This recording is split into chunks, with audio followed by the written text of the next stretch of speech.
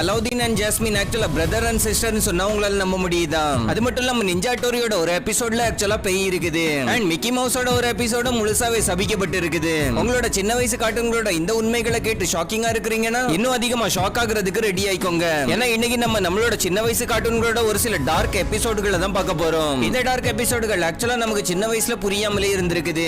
அதனால கொஞ்சம் கூட வெயிட் பண்ணாம வாங்க வீடியோ ஸ்டார்ட் பண்ணலாம். Number 1 Mickey mouse. இந்த கார்ட்டூனை பார்த்தா குழந்தைங்க நிம்மதியா தூங்குவாங்க. ஆனா அதே கார்ட்டூனை பார்த்து குழந்தைங்க அழ வேண்டிய சிச்சுவேஷனும் வந்துட்டு. ஏன்னா ஒண்ணுமே தெரியாத கியூட்டான மிக்கியோட ஒரு எபிசோடு குழந்தைங்களை பல நாள் நைட்டு தூங்க விடாமலே பண்ணிருக்குது. அண்ட் இந்த மாதிரியான அந்த எபிசோடோட பேர் தான் மேட் டாக்டர். இந்த எபிசோட்ல ஒரு சைக்கோ டாக்டர் ப்ளூட்டோ மேல எக்ஸ்பெரிமெண்ட் பண்றதுக்காக அதை பிடிச்சு வச்சிருப்பான். அண்ட் அந்த சைக்கோ டாக்டர் இருந்து மிக்கி அவனோட ப்ளூட்டோ காப்பாத்துறதா இந்த ஒரு எபிசோடு. சோ இந்த எபிசோட்ல அந்த டாக்டரோட பழைய பாழடைஞ்ச பில்டிங்க்கு மிக்கி வர்றத நம்மளால பார்க்க முடியும். அண்ட் அந்த பில்டிங்கும் பார்க்கிறதுக்கு நார்மலா இருக்காது, ரொம்பவே ஸ்கேரியா இருக்கும். ஏன்னா அந்த பில்டிங்ல சுத்தி எலும்பு கூடுகளை தவிர உங்களால வேற எதுவுமே பார்க்க முடியாது. அண்ட் இந்த எபிசோட்ல மிக்கி ஒரு முறை மரணத்துக்கு கிட்ட போயும் தப்பிச்சிரும். ஆனா இது எல்லாமே ஆக்சுவலா நடந்தது மிக்கியோட கனவுல தான். ஆனாலும் டெஃபினெட்லி இந்த எபிசோட குழந்தைங்க பார்க்க கூடாத டார்க்கான ஒரு எபிசோடுன்னு தான் சொல்லியாகணும். அது மட்டும் இல்லாம மிக்கியோட ஒரு ரொம்பவே ஹாரரான ஒரு வீடியோவும் குழந்தைங்களை ரொம்பவே பயங்காட்டி இருக்குது. இந்த டார்க்னஸ் ஆன வீடியோல மிக்கி சும்மா கேஷுவலா நடந்து போயிட்டு தான் இருக்கும். ஆனா அதோட சேர்த்து ரொம்பவே கிரீப்பி அண்ட் ஈவிலான ஒரு ஸ்மைல கொடுக்கறத பார்க்க முடியும். இந்த மாதிரி எல்லாம் மிக்கி மவுஸ்ல வந்த விஷயங்கள் எல்லாம் பார்த்து குழந்தைங்க இதை விட்டு தூரமா இருக்கிறதுக்காக மிக்கி மவுஸ் 7 தடவை இந்த உலகத்துல இருக்கிற நிறைய நாடுகள்ல இருந்து பேன் ஆகி இருக்குது. ஆனா இந்த பேனிங் குழந்தைங்களோட ஃபேவரட்டான மிக்கி மவுஸோட நின்னு போகல. ரோலக்பூரோட சோட்டா பீமையும் ஒரு முறை பேன் பண்ண வேண்டிய நிலைமை வந்திருந்தது. அண்ட் இந்த சோட்டா பீம் ஒரு சில நாடுகள்ல பேன் பண்ணதுக்கான காரணம் அதுல காட்டப்படுற வயலன்ஸ் தான். இப்போ சோட்டா பீம்ல எங்க இருந்து வயலன்ஸ் இருக்குதுன்னு தான் யோசிப்பீங்க. ஆக்சுவலா சோட்டா பீமோட எல்லா எபிசோடும் குறும்புத்தனம் பண்றது, ரிவெஞ்ச் எடுக்கிறது, அடிதடி பண்றது, இந்த மாதிரியான ஸ்டோரிஸ் தான் அதிகமா நம்மளால சோட்டா பீம்ல பார்க்க முடியும். அண்ட் அது மட்டும் இல்லாம சோட்டா பீமோட நிறைய டார்க் மீமிகளும் இன்டர்நெட்ல எல்லாம் ரொம்ப வைரல் ஆகிட்டு இருக்குது. அண்ட் இது எல்லாமே கண்டிப்பா குழந்தைங்களுக்கு நல்ல விஷயத்தை கத்து கொடுக்கிறது மட்டும் கிடையவே கிடையாது. சோ இந்த மாதிரியான விஷயங்கள் சோட்டா பீமும் பேன் ஆகிறதுக்கான ஒரு காரணமா இருக்குது. Number 2 Shinchan. ஒரு 5 வயசு பையனோட லைஃப்ல எவ்வளவு அட்வென்ச்சர் இருக்க முடியும்ங்கிறது நமக்கு ஷின்சான் பார்த்து தான் தெரியும். ஏன்னா இந்த ஷின்சான்ல எந்த மாதிரியான ஒரு மிஸ்ட்ரி இருக்குதுன்னா அந்த மிஸ்ட்ரிக்கான பதிலை இதுவரைக்கும் யாராலையுமே கண்டுபிடிக்க முடியல. ஆக்சுவலா இந்த எபிசோட்ல மிட்சி ஷின்சானை ஹிமாவாரியும் வீட்டுல விட்டுட்டு கொஞ்சம் வெளியே போயிருப்பாங்க. இந்த மாதிரியான சமயத்துல ஷின்சானுக்கு அவ வீட்டுல இருக்கிற அலமாரியில இருந்து ஒரு சத்தம் கேட்கும். அண்ட் ஷின்சானை பத்தி உங்களுக்கு சொல்ல வேண்டிய அவசியம் இல்ல. மத்த குழந்தைகள் இந்த மாதிரியான வினோதமான சத்தத்தை கேட்டா பயந்து ஓடிரும். ஆனா ஷின்சான் உள்ள என்னதான் இருக்குதுன்னு சொல்லி அலமாரி ஓபன் பண்ணவும் உள்ள இருக்கிற பொருட்கள் எல்லாமே வெளியே விழுந்துரும். அப்பதான் அந்த பொருட்களோட பொருளா கிடந்த ஒரு போன்ல ரிங் அடிச்சுக்கிட்டு இருக்கும். ஷின்சான் அந்த போன் அட்டன் பண்ணி யாருன்னு கேட்கவும் அந்த போன் கால்ல ஒரு பொண்ணு இல்ல தெரியாம கால் வந்திருக்கும்னு சொல்லிட்டு அந்த காலை கட் பண்ணிரும். அண்ட் ஷின்சான் அதை பத்தி யோசிச்சுக்கிட்டு இருக்கிறதுக்குள்ள ஷின்சானோட அம்மா வீட்டுக்கு வந்து சேர்ந்துருவாங்க. அண்ட் ஷின்சான் அந்த போனை பத்தி அவங்க அம்மா மிட்சிட்ட கேட்கும்போது மிட்சி அதுக்கு பதிலா ஷின்சான்ட்ட இது உங்க அப்பாவோட பழைய போன் அண்ட் இது ரிப்பேரா இருக்குது, இல்ல பேட்டரி கூட கிடையாதுன்னு சொல்லுவாங்க. அப்போ இந்த ரிப்பேரான போன்ல இருந்து ஷின்சான் பேசினது யாருகிட்ட? சோ இந்த ஒரு விஷயத்துக்கான விட இது வரைக்கும் கிடைக்காம தான் இருக்குது. நம்பர் 3 அலாவுதீன். டிஸ்னில நமக்கு அலாவுதீனையும் ஜாஸ்மினையும் ஒரு காதல் ஜோடிகள் போல தான் காட்டியிருப்பாங்க.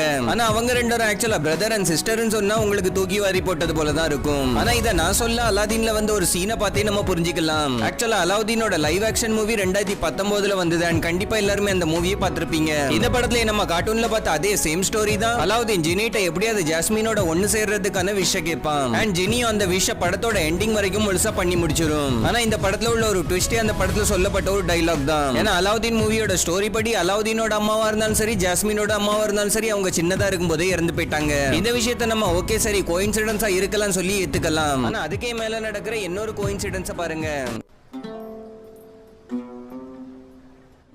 My mother taught me that song. Jasmine வாசிச்சு காட்டின அதே பாட்டு தான் அலாவுதீன் சின்னதா இருக்கும்போது அவங்க அம்மாவும் அவனுக்கு வாசிச்சு காட்டி இருக்காங்க. அதாவது ஜாஸ்மின் அலாவுதீன் இந்த ரெண்டு பேரோட அம்மாவுமே சின்ன வயசுல இந்த ஒரே சாங்க வாசிச்சு காட்டி இருக்காங்க. சோ ஒன்னு ரெண்டு பேரோட அம்மாவுமே அவங்க சின்ன வயசுல இருக்கும்போது இறந்து போனது, அதுக்கப்புறமா ரெண்டு பேரோட அம்மாவுமே சின்ன வயசுல ஒரே சாங்க வாசிச்சு காட்டினது. இந்த ரெண்டு கோயின்சிடென்ஸையுமே ஒன்னு சேர்த்து வச்சு பார்க்கும்போது அலாவுதீன் அண்ட் ஜாஸ்மின் ஆக்சுவலா பிரதர்ஸ் அண்ட் சிஸ்டர் ஒரு தியரியை சொல்றாங்க. அண்ட் சின்ன வயசுல ஏதோ ஒரு காரணத்தினால அலாவுதீன் அவங்களோட ஃபேமிலியை விட்டு பிரிஞ்சிருக்கலாம்னு சொல்லப்படுது. Number 4 ninja Hattori. Ninja Hattori நம்ம சின்ன வயசுல எல்லாம் பார்த்தா ரொம்ப ஃபன்னான ஒரு கார்ட்டூனா தான் இருக்கும். ஆனா இன்னைக்கு நான் இந்த நிஞ்சா ஹட்டோரியில உள்ள ஒரு டார்க் எபிசோட தான் காட்ட போகிறேன். அண்ட் இந்த எபிசோட ஒருவேளை நிறைய ஒரு பாத்துருக்க மாட்டீங்க அண்ட் பாத்திருந்தாலும் கவனம் செலுத்தி இருக்க மாட்டீங்க. இந்த எபிசோட்ல ஹட்டோரி அண்ட் அவனோட ஃப்ரெண்ட்ஸ் பேய்கள் ஆவிகள் மாதிரி எல்லாம் நடிப்பாங்க. அதுக்கப்புறமா எல்லாம் ஓவர் ஆனதுக்கு அப்புறம் மறுபடியும் வீட்டுக்கு திரும்பி போயிருவாங்க. அவங்க இந்த மாதிரி வீட்டுக்கு வந்ததுக்கு அப்புறம் தான் அவங்களுக்கு உண்மையான ஷாக்கிங்கே காத்துட்டு இருந்திருக்குது. ஏன்னா அவங்க போன அந்த இடத்துல யுமிகோ கூட எல்லாருமே சேர்ந்து போட்டோஸ் எடுத்திருப்பாங்க. அந்த போட்டோவை அவங்க வீட்டுல வந்து பார்க்கும்போது அந்த போட்டோல யுமிகோ மட்டும் இருக்கவே மாட்டான். அதாவது அவங்களோட இருந்த யுமிகோ கேமரால அவங்களால கேட்ச் ஆகவே இல்ல. அதுக்கப்புறமா அது அவங்களுக்கு தெரிய வந்திருக்குது அவங்களோட இருந்தது உண்மையான யுமிகோ கிடையாது, ஒரு பேய் தான்ங்கிறது. உண்மையான யுமிகோ ஆக்சுவலா அன்னைக்கு உடம்பு சரியில்லாம வீட்டுல இருப்பாளாம். வேலை இந்த டார்க் எபிசோட் வீடியோ தொடங்கி இது வரைக்கும் வந்திருக்கும். சோ வாங்க டோரேமானோட ஒரு டார்க் எபிசோடையும் பார்த்துடலாம். இந்த எபிசோட்ல நோபிதா எப்பவும் போல டோரேமான்ட்ட இருந்து ஒரு கேஜெட்டை வாங்குவான். அந்த கேஜெட்டை வச்சு எந்த ஒரு பொருளையும் இன்ஸ்டன்டாவே கலரா மாத்த முடியும். அண்ட் நோபிதா அவனோட குறும்புத்தனத்தை ஸ்டார்ட் பண்ணி எல்லா இடத்துலயுமே கருப்பு கலர் பெயிண்ட் அடிச்சு வச்சிருவான். இது காரணமா அந்த எபிசோட்ல டார்க்னஸ் மேல டார்க்னஸ் அந்த எபிசோடே ஒரு டார்க்னஸ் எபிசோடா மாறிடும். Number 5 Mister Bean. மிஸ்டர் பீனோட எபிசோட் தொடங்குறதுக்கு முன்னாடி வர இந்த ஒரு சீன் கண்டிப்பா எல்லாருக்குமே ஞாபகத்துல இருக்கதான் செய்யும். அண்ட் மிஸ்டர் பீனோட ஒரு கார்ட்டூன் எபிசோட்ல இந்த ஒரு சீனுக்கான ரகசியத்தை ஓபன் பண்ணிருந்தாங்க. அதை நீங்க மேக்ஸிமம் பாத்திருப்பீங்க, நான் கண்டிப்பா நோட் பண்ணிருக்கேன். விவசாயம் தான் நம்ம நாட்டோட முதுகெலும்பு. இத புரிஞ்சுகிட்ட நம்ம முதலமைச்சர் மு க ஸ்டாலின் இலவச மின்சாரம் வாங்கிட்டு இருக்கிற விவசாயிகளுக்கு மீட்டர் இல்லாத விலையில்லா நவீன மின்சார பம்ப் செட்டுகள் கொடுக்க போறாரு. வாக்களிப்பீர்கள் உதயசூரியன்.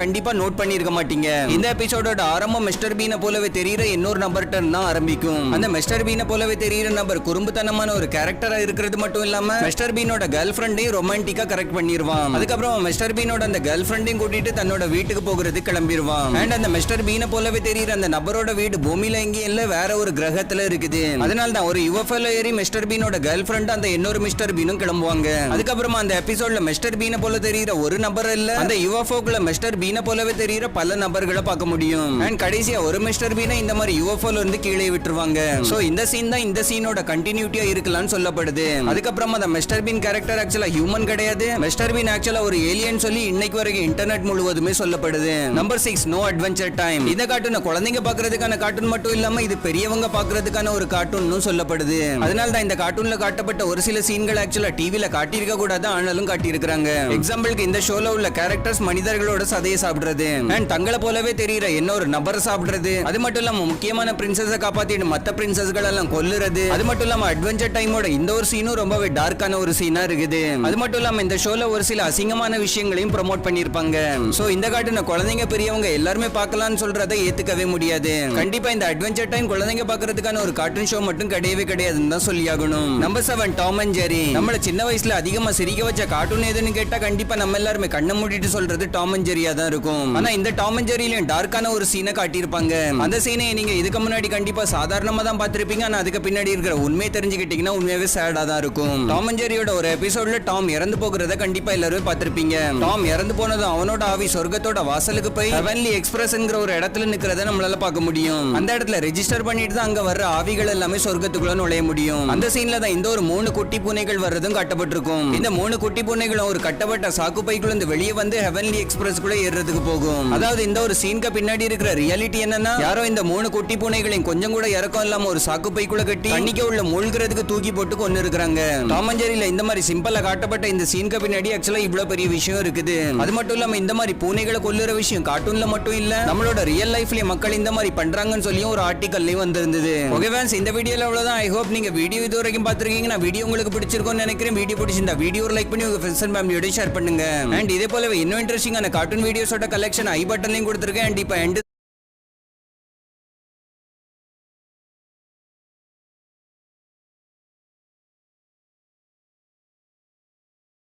மிக்ஸி இருந்துக்கிட்டு ஹலோ சார் எப்படி இருக்கிறீங்க, வேலை ரொம்ப கஷ்டமா இருக்கா அப்படின்னு கேட்க அவங்கள அப்படி திரும்பி பார்த்தா அது அங்கிள் இல்லை,